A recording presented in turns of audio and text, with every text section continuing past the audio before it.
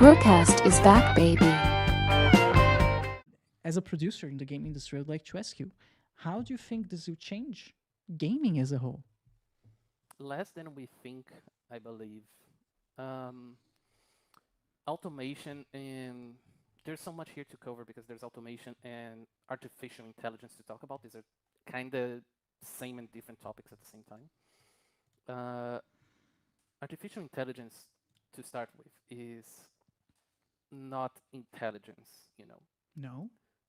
No, it's more artificial in that sense, as in everything that comes from that doesn't come. It isn't smart. It isn't like created and processed. It's more like we feed it content and go try to make something. The problem with that is that it can't create something original per se. It will try to mix and match things to make sense. So for instance, ChatGPT is a good example. It will create text based on what is more often used on the internet, based on what it was fed. So it will create predictive content. It will create text that people imagined would happen. So what it does make things that make sense, it only makes sense it's because it's the most common thing spoken, you know? So that's what a lot of people don't realize. They think, oh, it's so smart, look at it, what's creating. It isn't, it's just doing what is more common. You probably had some experience with some text or some game that it just make you go, this is so predictable, like it's so bland. And that's what happens with programs like ChatGPT. It isn't creating something different, it's creating what is expected. Even if you give a different prompt, it will do that. It also has a very strong bias because its bias comes from everything that it was fed with. And the internet, as you may know, has a very strong bias for some topics as well. So much so that this happened with different AIs in which they just went rogue in a sense that they just started saying some very abhorrent stuff. Which AI? There was Tai, that was the AI created by Microsoft.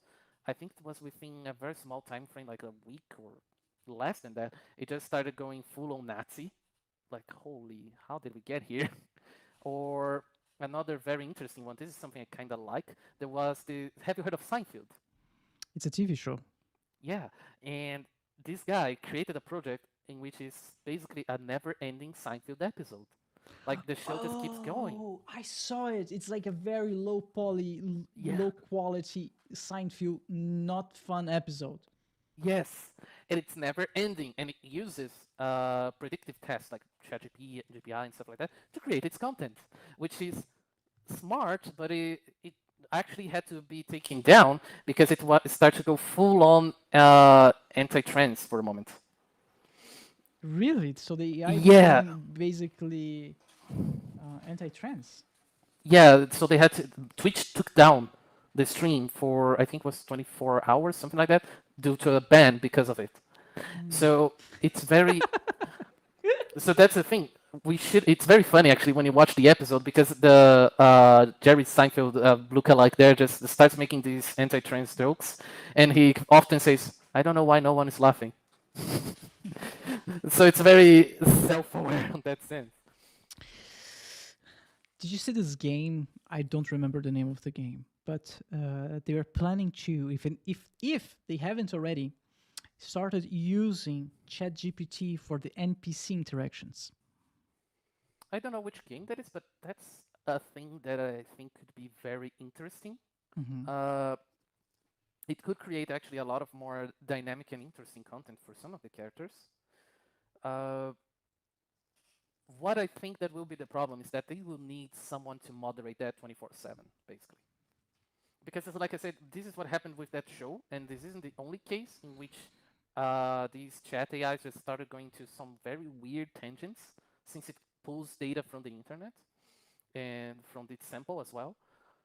So basically, you will need someone always watching to make sure the content is right. And if they try to limit it by going, okay, block these things, it will be weird when you start to talk with these characters because they will obviously have this very clear barrier stopping you from talking about certain topics.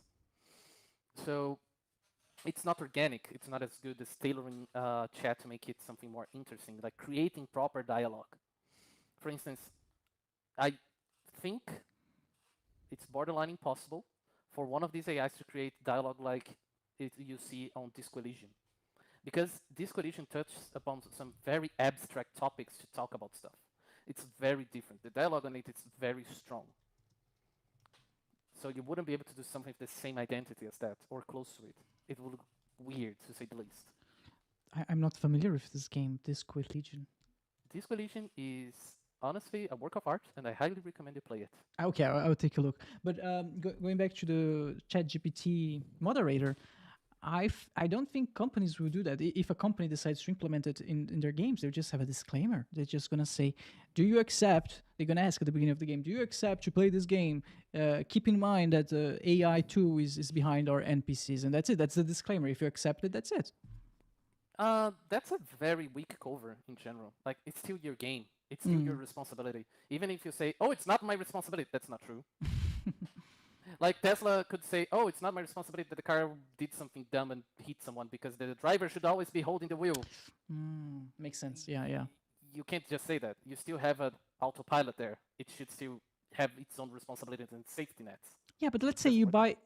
I understand your point of view, but let's say you buy a smartphone. What do you do with the smartphone? It's your responsibility. If you go into the deep web and do some criminal shit, that's not Apple's or Samsung's responsibility. You know what I mean? That is true, but they are also not the providers of those websites. Like, it's very different for that. Even if you use those things, you still need to create certain safety nets for yourself as well. It's also in their interest to create them, because having vulnerabilities like that in your cell phone of any sort, it's a threat to other cell phones as well. Let's say you go into the deep web and get a virus. It's not sure it was your mistake, but you're compromising the cell phone, and that compromises also other cell phones, and no company wants to be associated with a vulnerable cell phone, let's say. Yeah. You also have an interest to do that. You can't put a disclaimer, "It's your own fault that you got screwed." Most people, like we spoke earlier about video games, they won't see like that. They often will say, "It was the cell phone who couldn't protect you." Have you been using ChatGPT a lot? A little bit, just to see how it works, but in general, it's just, yeah. I have funny memories of similar tools in the past. Which ones? There was one, I can't remember the name right now, it just escaped me, but it was also something like that. It was just a predictive test that people would just write down and it would respond. It seemed like a normal conversation, even though it was clearly an AI, you know. So I can't remember the name now. I would play with it like I think it was 11, 12 years ago. Like, to me, this isn't something super new. Sure, it's more advanced, but it's more of that, you know. What scares me, it's not the current state. It's not what we can do today with ChatGPT. It's definitely helpful, but and cool in my opinion. But what's scary is what AI will look like in 10 years from now, in 15 years from now, in 20 years from now. How capable ChatGPT, or the version of ChatGPT that we're gonna have in so many years from now, how much more capable this version will be? Like, so today, ChatGPT can basically answer you as a human, like if it was a human. It tries, right? It tries to answer like if it was a human. In 10, 15 years from now, what else it will be able to do for you? It's going to be able to call someone for you and talk. It's going to be able to, I don't know, do your taxes for you. It's going to be able to do your job for you. Like, and So yeah. that's a very complicated topic to go into because I'm not a specialist. No worries. Me neither. But I have a bit of historical background to bring upon situations like these. Automation is something humans have done all life to improve things, not to the scale we have right now. That's a very important distinction, I would say. But historical precedent points out that it never fully substitutes humans to a lot of things. When we automate something, what happens is that the demand for that usually increases because now it's more accessible. So usually what that happened is that we would need more people operating different tools to cover them.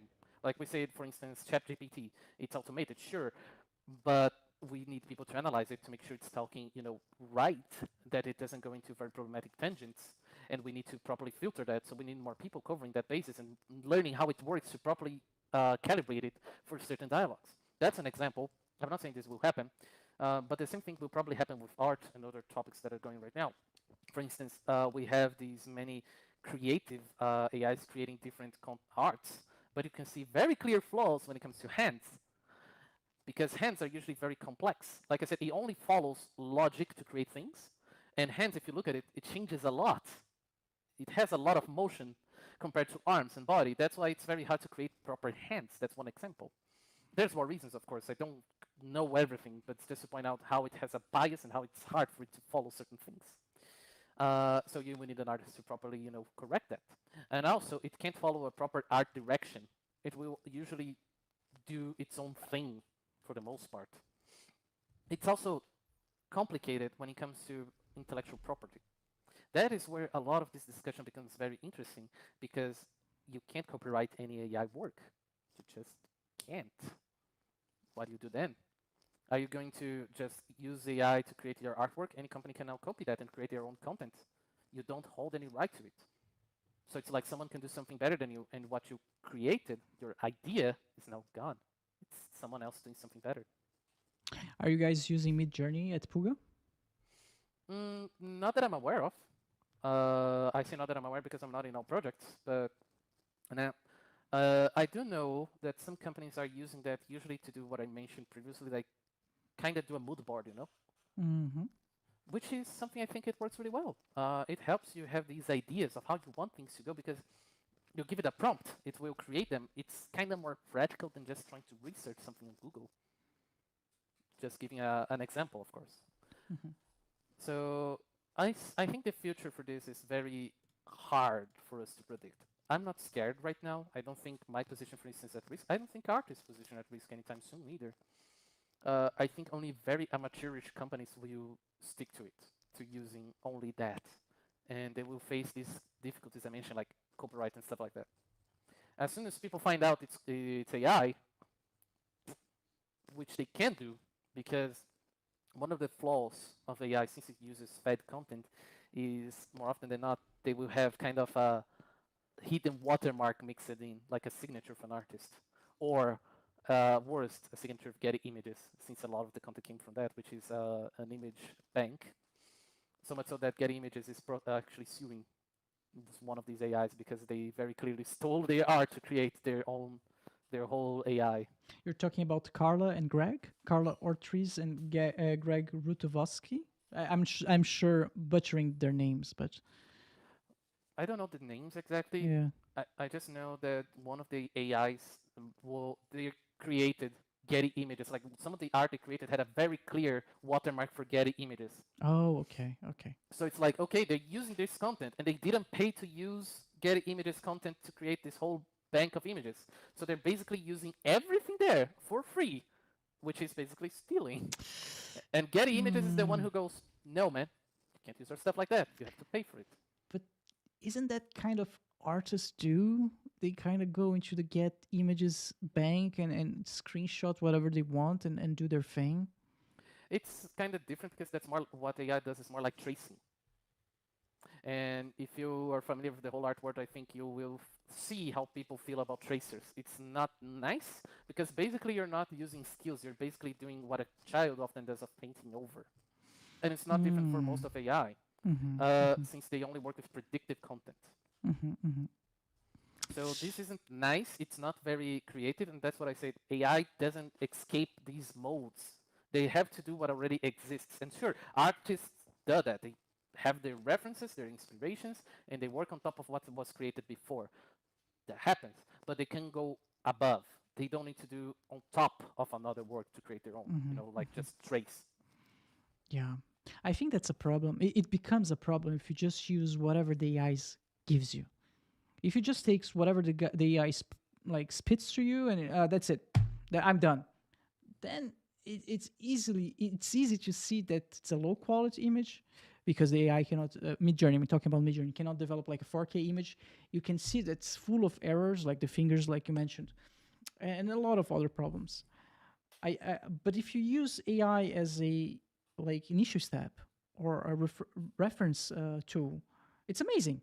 You just take it's the first step. You take that and then you iterate and you make modifications and you do all the research and combine whatever the AI gave you to create your final work. It's an additional tool, and then I think if you approach it like that, it's an amazing tool. I agree. Like I think Yeah. it fits a niche that is very helpful for a lot of people.